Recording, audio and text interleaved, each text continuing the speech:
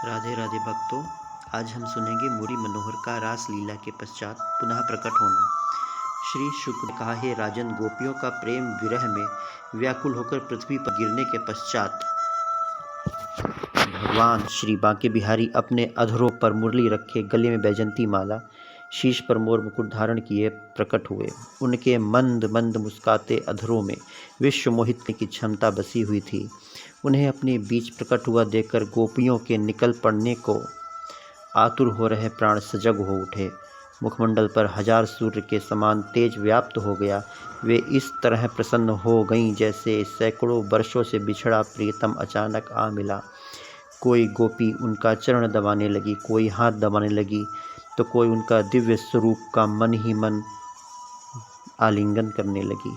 हे परीक्षित, प्रभु के जिस स्वरूप का दर्शन पाने के लिए योगी जन, ऋषि मुनि जीवन पर्यंत कठिन तप करते हैं, उस मनोहारी रूप का दर्शन कर गोपियां धन्य होने लगीं। उस समय अपने मन की विकलता को भगवान श्री कृष्ण जी से के सम्मुख प्रकट करती हुई राधा रानी कहने लगी, हे प्राण वल्लभ, आपके प्रेम में पागल होकर हम सभी गोपियां आपके पास भागी आईं और आप हम पर तनिक भी दया नहीं करते। उसी समय एक दूसरी गोपी कहने लगी, हे प्राणेश्वर, आप हमारी आँख के आगे से तो चले गए, किंतु हृदय से निकल कर जाओ तो जानूं। तीसरी गोपी बोली, हे स्वामी, हमने अपना तन मन सर्वस्व आप पर न्यौछावर कर दिया, फिर आप इतने निष्ठुर क्यों बने? इस तरह वे सब उलाहना दे रही थी, परंतु मन ही मन प्रसन्न हो रही थीं। तत्पश्चात त्रिलोकपति कहने लगे, हे सुंदरियों, मैं तुम सबसे अत्यंत प्रसन्न तब होता जब तुम अपने अपने घरों में बैठकर मेरे स्वरूप का ध्यान करती।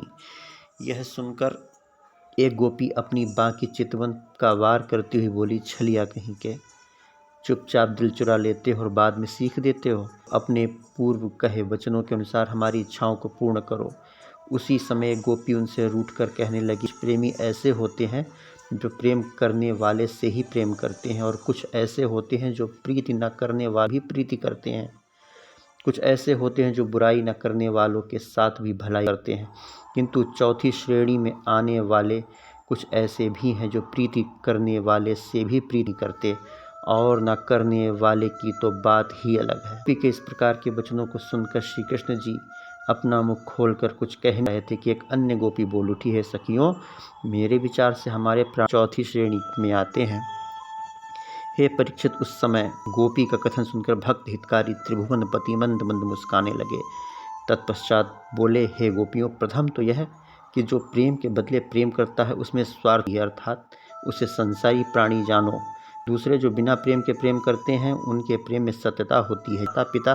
तीसरे मनुष्य जो बुराई करने वालों की भी भलाई करते हैं, उन्हें परोपकारी समझो जैसे वृक्ष आदि। और चौथे स्थान पर मुझे रखी हो तो इसका यह अर्थ जानो कि मैं निर्गुण ब्रह्म हूँ। मैं किसी से प्रीति नहीं करता, क्योंकि मैं संसारी जीवों का पालनहार हूँ, परंतु जो कोई मुझे सच्चे मन से बिना स्वार्थ के मेरे चरणों से प्रीति करता है वह मुझे सबसे अधिक प्रिय होता है।